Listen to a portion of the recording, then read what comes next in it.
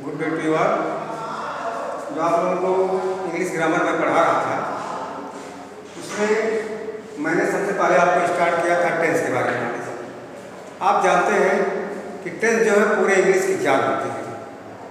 पूरा English grammar जो है वो टेंस पर ही आधारित है, इसलिए टेंस का विधिवत नॉलेज होना आप लोगों के लिए बहुत ही आवश्यक है। और पिछली बार मैंने आपको बताया था कि टेंस जो है मुख्यतः तीन होते हैं: प्रेजेंट टेंस, पास्ट टेंस और फ्यूचर टेंस।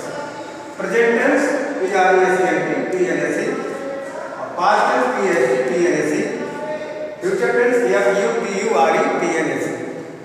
प्रेजेंट टेंस को हिंदी में वर्तमान काल कहते हैं और पास्ट टेंस को हिंदी में भूतकाल कहते हैं, फ्यूचर टेंस को हिंदी में भविष्यकाल कहते हैं। तो पहला हमारा प्रेजेंट टेंस, जिसको वर्तमान काल कहते हैं, इसकी मुख्यतः पहचान होती है कि ऐसे वाक्य हिंदी के हों जिनके अंत में है या हूँ या हो आता है वो प्रेजेंट टेंस। पास्ट टेंस की पहचान कई है, ऐसे हिंदी के वाक्य जिनके अंत में जो है वो था, थी, थे अथवा या ये होता है वो पास्ट टेंस होता है। तीसरा फ्यूचर टेंस है। फ्यूचर टेंस की पहचान है कि ऐसे वाक्य हिंदी के जिनके अंत में गा गे या ही। तो सबसे पहले आता प्रेजेंट टेंस। तो प्रेजेंट टेंस के जो है वो मैंने पूरे टेंस के जो है सब 12 भाग होते हैं। कितने होते हैं? 12 होते हैं। प्रेजेंट टेंस के 4 भाग, पास्ट टेंस के 4 भाग और फ्यूचर टेंस के 4 भाग। प्रेजेंट टेंस के 4 भाग में क्या क्या होते हैं? इसके पार्ट्स में जो है पहला है present indefinite tense, present indefinite tense,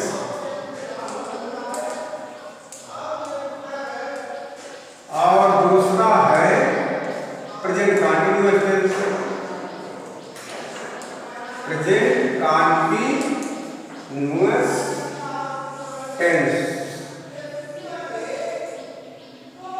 और तीसरा है परफेक्ट टेंस, थर्ड है परफेक्ट टेंस, और अंतिम है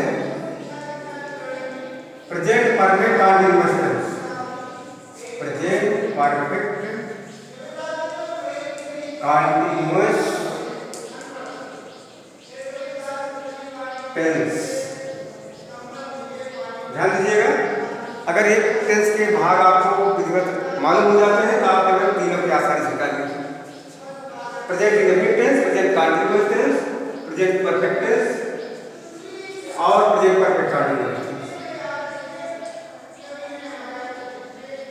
ठीक है, यही आपको इंडेफिनिट टेंस, कंटीन्यूअस टेंस और perfect tense, perfect continuous tense यदि आपको याद हो जाएगा तो उसके पहले आप जो है प्रेजेंट प्रेजेंट प्रेजेंट प्रेजेंट जोड़ देंगे, प्रेजेंट के 4 भाग हो जाएंगे। Past past past past past जोड़ देंगे, पास्ट के 4 भाग हो जाएंगे। और future future future future future जोड़ देंगे, फ्यूचर के 4 भाग हो जाएंगे। इसका मतलब आपको 4 जो है विधिवत जानना जरूरी है, बहुत जरूरी है। क्या है वो? Indefinite tense, continuous tense, perfect tense और परफेक्ट कंटीन्यूअस टेंस। इसके पहले हम प्रेजेंट जोड़ेंगे, प्रेजेंट के 4 भाग, पास्ट जोड़ेंगे तो पास्ट के 4 भाग और फ्यूचर जोड़ेंगे तो फ्यूचर के 4 भाग हो जाएंगे। तो सबसे पहले हमारा आता है प्रेजेंट इंडेफिनिट टेंस, इसको हमको विधिवत जानना है। What is present indefinite tense और what are its recognition and rules of present indefinite tense and examples. तो आइए हम देखते हैं। प्रेजेंट टेंस के अंतर्गत सबसे पहले हमको देखना है present indefinite tense, present indefinite tense. ठीक है, प्रेजेंट इंडेफिनिट टेंस। तो सबसे पहले हम प्रेजेंट इंडेफिनिट टेंस की पहचान जान लें कि प्रेजेंट इंडेफिनिट टेंस के वाक्य हम किनको कहेंगे। हिंदी के वो वाक्य जिनके अंत में ता है, ती है, ते है, ता हूँ, ती हूँ, ता हूँ आएगा तो प्रेजेंट इंडेफिनिट टेंस के वाक्य होंगे। क्या कि ता ती के साथ है या हूँ या हो अगर आता है तो वाक्य जो है प्रेजेंट इंडेफिनिट टेंस का होगा। और ये तो आपकी पहचान हो गई। रूल्स ऑफ ट्रांसलेशन में क्या देखेंगे?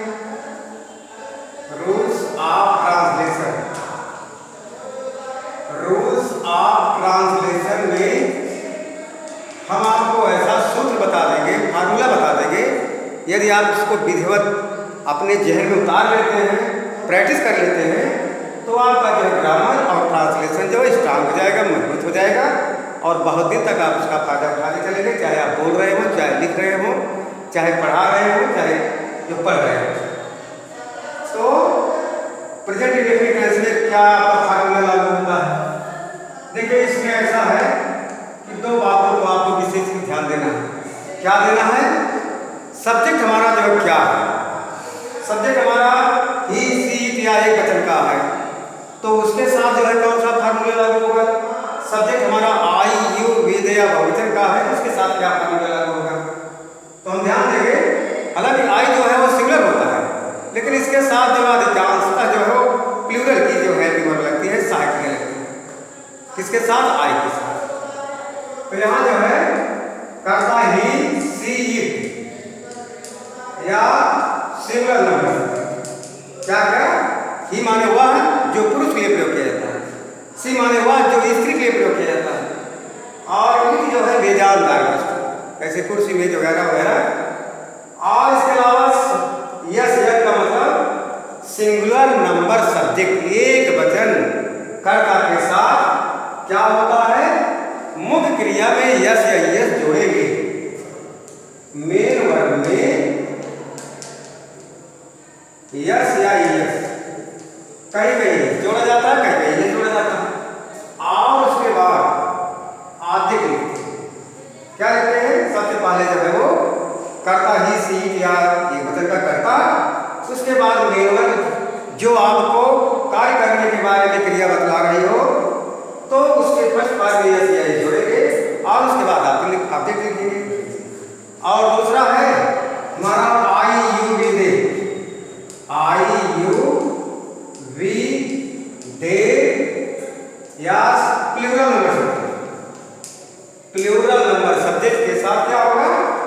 ये जो सिंगुलर नंबर सब्जेक्ट में मेन वर्ब में यस या यस जोड़ा जाता है, इसमें जो नहीं जोड़ते हैं, कहने का मतलब है इसमें मुख्य क्रिया का फर्स्ट फॉर्म डायरेक्टली वैसे लिख दिया जाता है।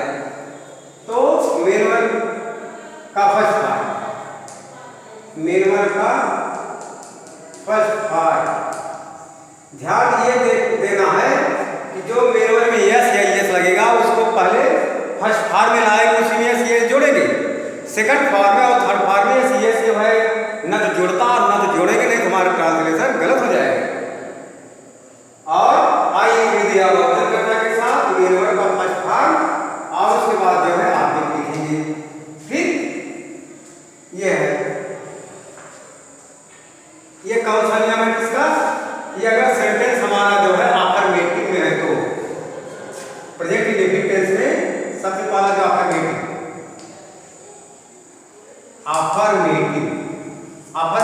को हिंदी में कहते हैं स्वीकारात्मक वाक्य। स्वीकारात्मक वाक्य कहने मतलब जो ये हमारा फार्मूला है कि सी क्या है वचन कर्ता में मेन वर्ब में यस या यस जोड़ते हैं, आगे लिखते हैं, वो लागू किसमें होगा? अफर्मेटिव सेंटेंस में। यदि कार्य जो है हो रहा हो स्वीकारात्मक वाक्य और आई के साथ मेन वर्ब का फर्स्ट फॉर्म लिखा जाता है, लिखा जाता है। ये किसमें? अगर वाक्य हमारा अफर्मेटिव है या हिंदी में स्वीकारात्मक है तो। अब देखिए इसका उदाहरण देख लीजिए। एग्जाम्पल में है राम अपने विद्यालय जाता है। राम अपने विद्यालय जाता है। ठीक है, क्योंकि राम जो है सिंगुलर नंबर सब्जेक्ट है, एक वचन करता है, तो इसके लिए जो मुख्य क्रिया के फर्स्ट फॉर्म में यस या यस हमको लगाना पड़ेगा, जोड़ना पड़ेगा, तभी हमारा ट्रांसलेशन सही होगा। तो राम अपने घर जाता है, क्या हो जाएगा translation? Ram goes to his school. Ram goes to his school. ठीक, ये तो सिंगुलर नंबर का जो है उदाहरण हो गया। प्लूरल का देख लीजिए। लड़के शोर मचाते हैं। लड़के शोर मचाते हैं, इसका क्या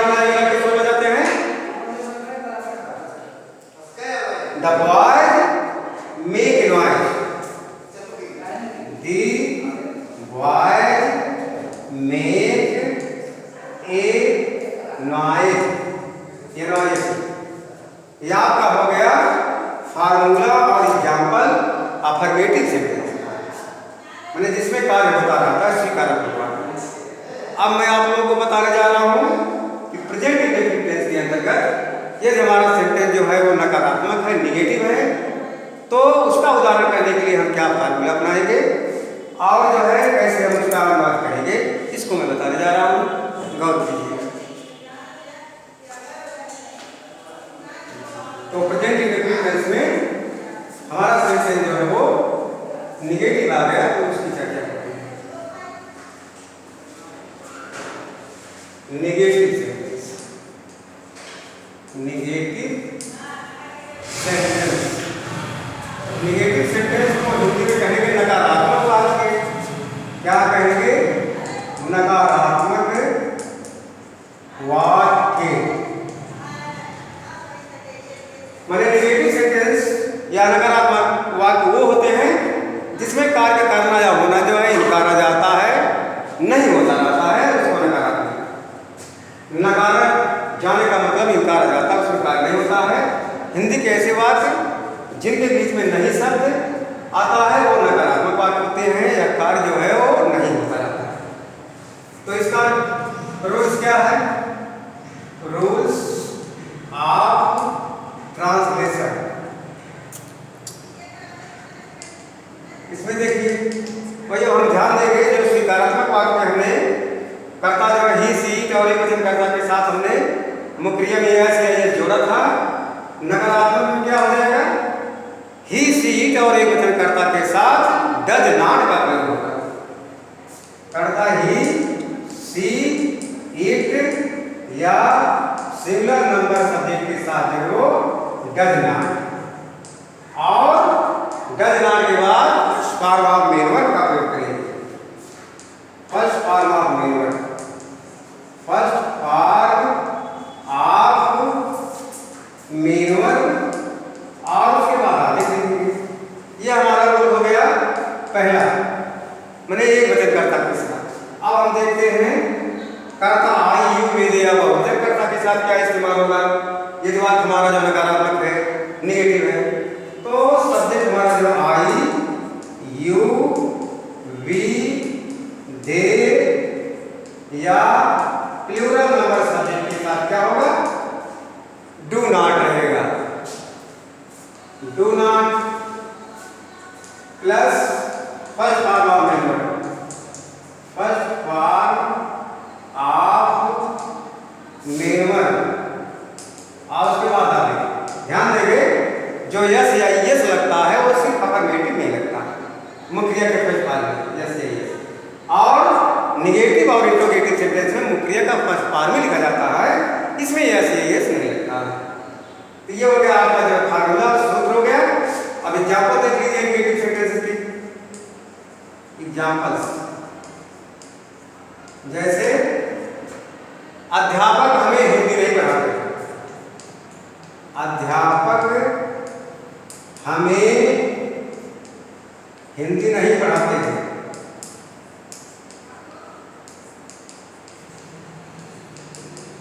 क्या?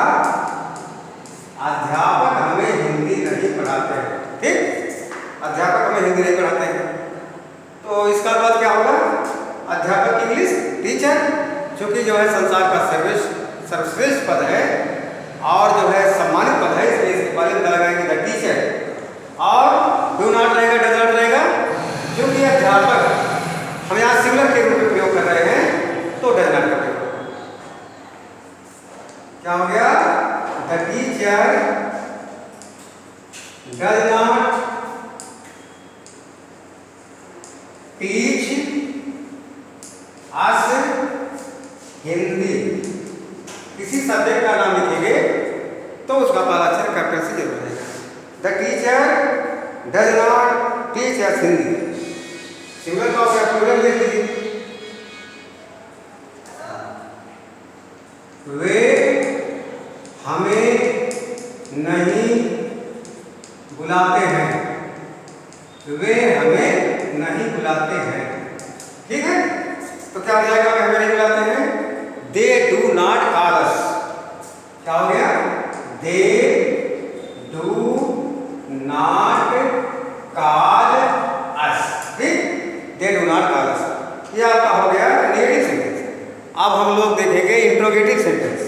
इंट्रोगेटिव सेंटेंस का मतलब प्रश्नवाचक वाक्य। क्या प्रश्नवाचक वाक्य या इंट्रोगेटिव सेंटेंस, तो इसको हम देखते हैं, इसकी पहचान देखते हैं, इसका जो है वो फार्मूला देखते हैं, इसका एग्जाम्पल देखते हैं, ताकि हमको जो है वो इंट्रोगेटिव सेंटेंस आने पर उसका ट्रांसलेशन हम विधिवत कर सके। तो रोज आप translation interrogative sentence, interrogative sentence. देखिए इंट्रोगेटिव सेंटेंस की सबसे बड़ी पहचान है कि वाक्य के अंत में क्वेश्चन मार्क जरूर आएगा, पहले कहते हैं। दूसरा है वाक्य की शुरुआत हिंदी का वाक्य है तो क्या शुरू होगा, या जो है हिंदी का ही वाक्य है तो उसके बीच में प्रश्नवाचक शब्द क्या, क्यों, कैसे, कब, कौन, कहाँ, कितने, ये सब आएगा। वाक्य के बीच में प्रश्नवाचक शब्द, और इसकी भी समाप्ति क्वेश्चन मार्क से ही होती है। तो सबसे बड़ी पहचान है प्रश्नवाचक वाक्य की, इसके अंत में क्वेश्चन मार्क जो हंसिया जैसा होता है, अवश्य आता है। तो देखिए मैंने इसमें जो है दो कैटेगरी के वाक्य हैं। Interrogative sentences have two kinds of sentences. First, those who start from helping verb and ends with question mark. And second, among them, question words are used. And they also end with question mark. तो ये हो गया अगर पहले तरह का वाक्य, मैंने हिंदी का वाक्य क्या से स्टार्ट हुआ है और क्वेश्चन मार्क से समाप्त हुआ है और प्रेजेंटेटिव टेंस का है, तो उसका बात करने के लिए क्या होगा, वही जो है कर्ता के अनुसार डू या डज, क्या कर्ता के अनुसार डू या डज पहले आ जाएगा, उसके बाद सब्जेक्ट लिखा जाएगा और उसके बाद मेन वर्ब का first form of main verb, और उसके बाद ऑब्जेक्ट, और अंत में क्वेश्चन मार्क जरूर लगाएंगे क्योंकि हमारा वाक्य जो है वो इंट्रोगेटिव है। ये हो गया। एग्जाम्पल इसका देख लीजिए, क्या सूरज पूरब में, क्या सूरज पूरब में निकलता है, क्या सूरज पूरब में निकलता है, ये हो गया। इसका ट्रांसलेशन क्या हो जाएगा, बोलिए क्या हो जाएगा, इसका ट्रांसलेशन हो जाएगा, क्योंकि सूरज जो है सिंगुलर नंबर सब्जेक्ट है,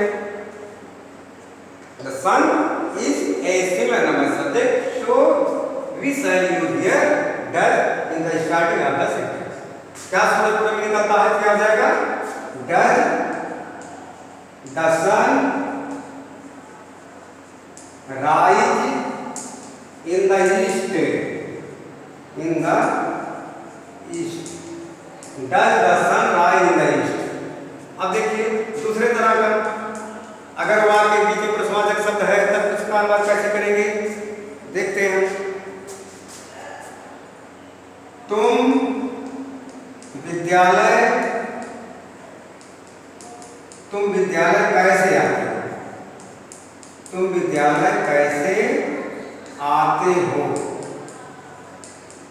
क्या हो जाएगा, तुम विद्यालय कैसे आते हो, कैसे की इंग्लिश जो हम सबसे पहले लिखेंगे, ठीक, तो हो जाएगा how do you come to school. यहाँ हम लोग को ये भी देख लेना है कि जो हिंदी वाक्य होते हैं उनके बीच में प्रश्नवाचक शब्द आते हैं तो उसकी अंग्रेजी जो है हम कैसे लिखेंगे। तो यहाँ देख लेते हैं, देखिए व्हाट जाता है क्यों के लिए, और कैसे के लिए होता है हाउ, और कब के लिए होगा व्हेन, और कहां के लिए होगा हायर,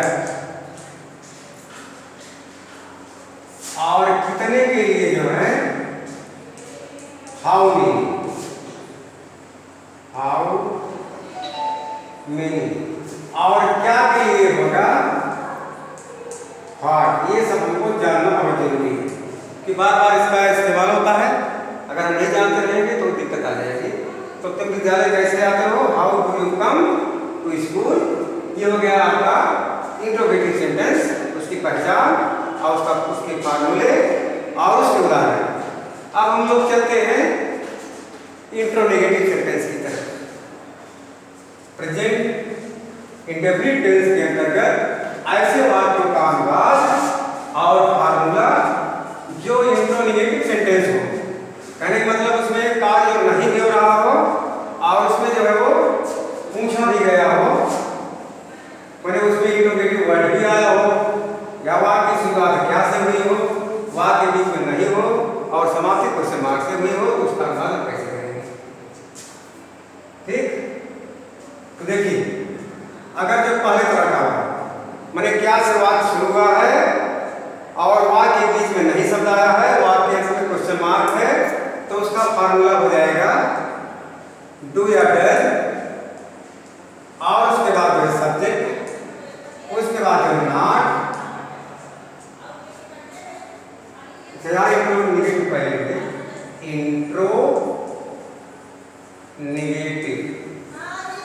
इंट्रोनेगेटिव सेंटेंसेस, इसको हिंदी में कहेंगे प्रश्नवाचक नकारात्मक वाक्य या नकारात्मक प्रश्नवाचक वाक्य।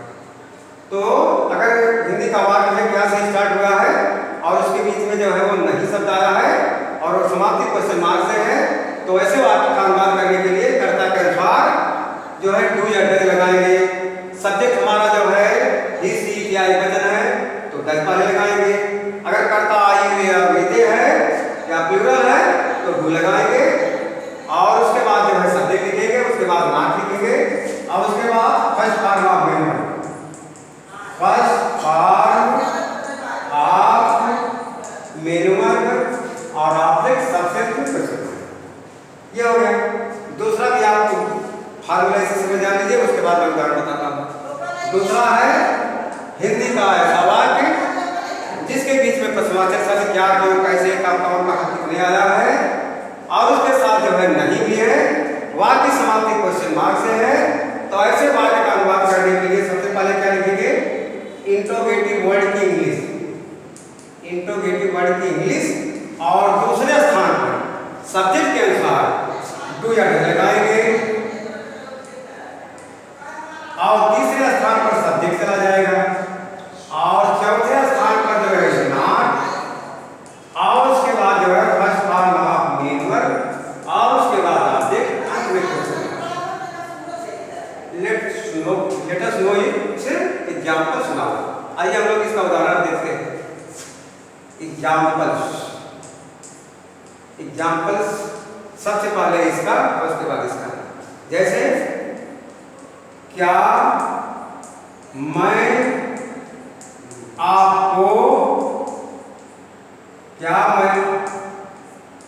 मैं आपको अंग्रेजी ग्रामर या व्याकरण नहीं पढ़ाता हूँ।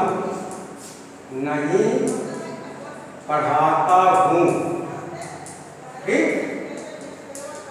सेंटेंस क्या हमारा है? क्या मैं आपको अंग्रेजी व्याकरण नहीं पढ़ाता हूँ। इसका ट्रांसलेशन करने के लिए क्या करेंगे? अब देखिए क्या शुरुआत है, तो क्या से अगर सेंटेंस शुरुआत है तो टेंस को ध्यान में रखते हुए और उसके जो है वचन को ध्यान में रखते हुए जो उससे जो है वो टेंस की हेल्पिंग वर्ब बन रही हो उसको हम पहले लगा देंगे। जैसे हमारा जो है इस समय जो अध्ययन चल रहा है प्रेजेंट इंडेफिनिट टेंस का है, तो इसकी हेल्पिंग वर्ब है डू या डज। तो मैं क्या था जो है क्या आपकी हेल्पिंग वर्ब रहेगी? डू, और उसके बाद आई। क्योंकि सेंटेंस हमारा जो है वो निगेटिव है, इंट्रोनेगेटिव है, इसलिए नहीं की भी इंग्लिश हम सब्जेक्ट की तुलना लगा देंगे। Do I not. इसके बाद मेरे फर्स्ट पार्ट टीच, और उसके बाद देखिए इसमें जो है दो ऑब्जेक्ट, एक आप है एक अंग्रेजी व्याकरण। मैंने एक जो है डायरेक्ट ऑब्जेक्ट है एक इनडायरेक्ट ऑब्जेक्ट है। इनडायरेक्ट ऑब्जेक्ट में जो है सदियों पर रखा जाता है और डायरेक्ट ऑब्जेक्ट में जो है वो निर्जीवों। तो अधिकतर कोशिश ये करते हैं कि वेरिएबल के बाद जो है इनडायरेक्ट आगे लेते हैं, डायरेक्ट बाद लेते हैं। अगर इसका हम क्रम बदलेंगे तो उसके पहले जो क्रियापद प्रीपोजिशन लगाना होगा। Do I not teach you, और अंग्रेजी व्याकरण के लिए do I not teach you, do I not teach you English grammar, GRAMMAR, do I not teach you English grammar question mark. ये तो पहले तरह का हो गया। अब दूसरे तरह का देखिए,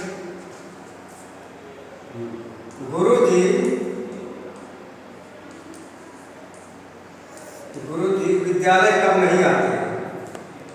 गुरुजी विद्यालय कब नहीं आते हैं? देखिए इसमें जो है वो प्रश्नवाचक सवाल के बीच में है और नहीं विभाग के बीच में है, समाप्ति क्वेश्चन मार्क से है। इसका अनुवाद जो है हम इसको निगेटिव में करेंगे तो क्या हो जाएगा? गुरुजी विद्यालय कब नहीं आते हैं? When does the teacher, जो नॉट लिखा जाता है वो आफ्टर जो है वो सब्जेक्ट में लिखते हैं। When does the teacher not come to school? ये आपका हो गया। एक और 2-3 उदाहरण और देख लीजिए और इसके बाद हम इसको समाप्त करेंगे, क्योंकि ये सेंटेंस ये जो है वो प्रेजेंट इंडेफिनिट हमारा जो है वो कंप्लीट हो जाएगा। ये आपके प्रैक्टिस पर निर्भर करता है या इसका जो है कितना अभ्यास कर ले जाते हैं बोलने में, लिखने में, पढ़ने में, और तब इसमें आपकी मजबूती आएगी। जैसे वो कौन करके सेंटेंस है, कौन आपको संस्कृत पढ़ाता है? संस्कृत पढ़ाता है या पढ़ाते हैं? कौन आपको संस्कृत पढ़ाते हैं? इसका ट्रांसलेशन क्या हो जाएगा? कौन के लिए हु है, और हु के साथ जो है जो ट्रांसलेशन का नियम होता है वो अफर्मेटिव का है। हर जो सेंटेंस जो है वो इंट्रोगेटिव, लेकिन जो हु के साथ जो है इसका सिस्टम चलता है वो अफर्मेटिव जैसे who teaches you Sanskrit question mark. कौन विद्यालय नहीं आता है? कौन विद्यालय नहीं आता है? क्या हो जाएगा? Who does not come to school? Who does not come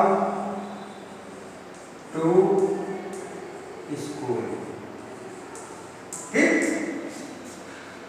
ये आपका जो है वो जो प्रेजेंट इंडेफिनिट टेंस था, इसमें जो है अफर्मेटिव, नेगेटिव, इंट्रोगेटिव, इंट्रोनेगेटिव मैंने जो है सब तरह का बता दिया। और जो है इसी पर मैं आज आपकी सेवा जो है समाप्त कर रहा हूँ, और आप ऐसे प्रैक्टिस करते रहेंगे, आपका इंग्लिश ग्रामर